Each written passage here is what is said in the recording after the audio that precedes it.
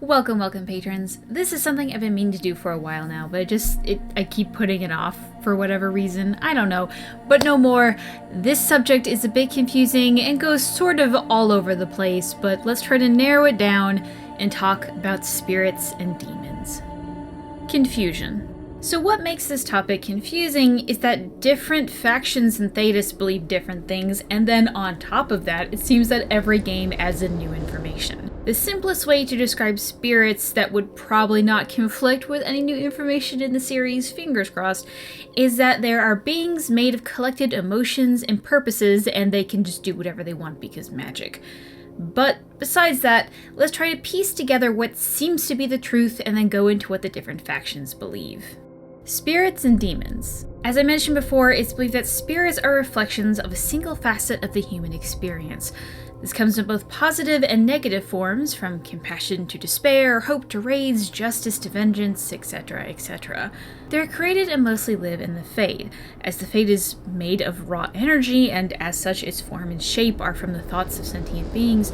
Spirits are used to being able to create anything from its will. When spirits cross over the veil and encounter a world in which they are unable to control anything, it can cause distress, which I'll go over what that means to spirits in a bit. As per Cole, there also seems to be spirits that develop such a strong consciousness that they gain a physical form once in the mortal world. It seems to help if the spirit has a very strong purpose of great importance, as it somehow solidifies their form. Spirits do seem to have some sort of life cycle. When a person in Thedas experiences a strong emotion, spirits and demons are formed. Some spirits will even take the face of a person who experienced something so strong. After a spirit is formed, it strives to complete its purpose. That purpose depends on what the experience that formed the spirit was. If the spirit was formed from some act of justice, it strives to see justice. If compassion, it strives to deliver compassion. If hunger, it just wants to eat a lot. Spirits do attack each other in the Fade, some spirits becoming so powerful they control large portions of the Fade. The spirits that lose, however, do sort of die. They kind of break apart and lose whatever mental ability they had.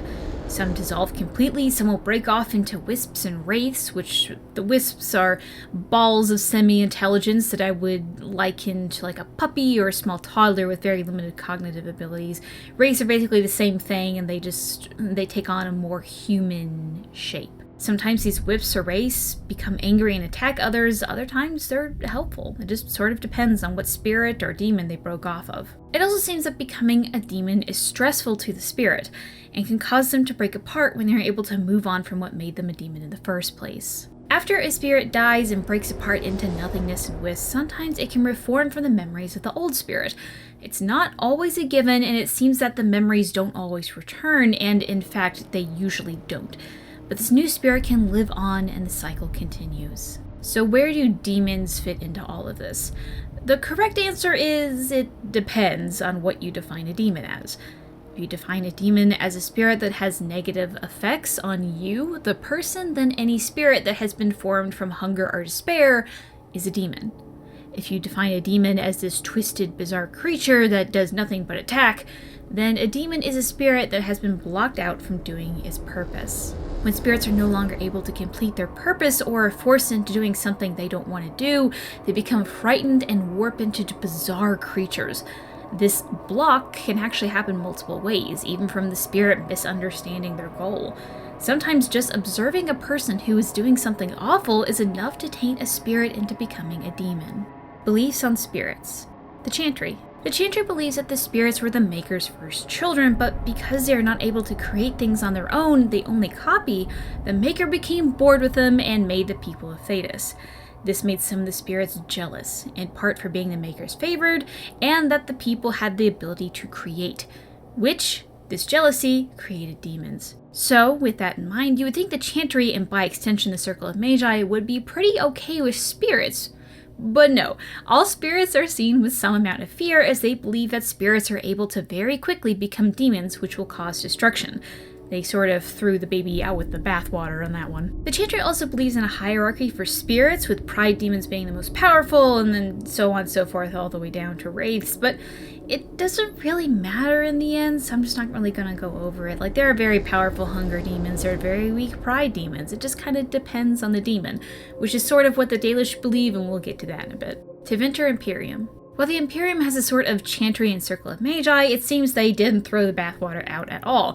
They stick to the theory that with the right magic, spirits can be controlled, and some even bind spirits to use as servants. Rivain. Rivain has a unique relationship with spirits compared to the rest of the nations of Thedas. Rivain's history is filled with local leaders called seers. These women are mages who take care of the villages they live in, and seers will often converse with spirits, and some even allow themselves to be possessed if the need arises. Navara. Navarans believe that once a person dies, their spirit crosses the veil and goes into the Fade. This is similar to what the Chantry believes as well, but they also believe that once this happens, a spirit of the Fade is brought into the mortal world. To counter this, they provide a safe space to the spirit that has been brought into this strange and scary world. They bring the spirit, or really a wisp, into the corpse of the newly dead person. This possessed corpse is then put into the crypts of the Grand Necropolis, which is a giant fake city composed completely of the possessed dead. Dalish. The Dalish are also not fond of calling upon spirits, believing them all to be dangerous. They believe that there are no good spirits and they shouldn't be cut down into simple categories either. While the Chantry believes that all pride demons will act the same, the Dalish believe that the spirits differ like people do, and no two rage demons or pride demons will act the same. But while they don't believe that they are good spirits, they are not evil spirits either.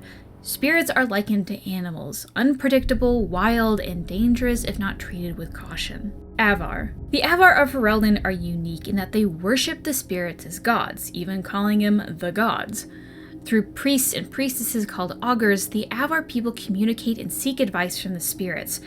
Avar mages even possess themselves with spirits, and the two form a unique bond, with the spirits teaching the mage of magic and the mage teaching the spirit of the ways of life.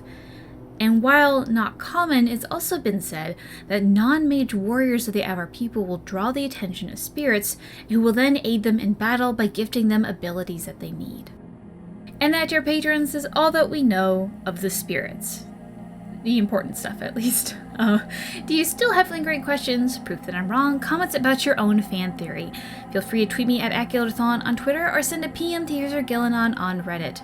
Dress your roll.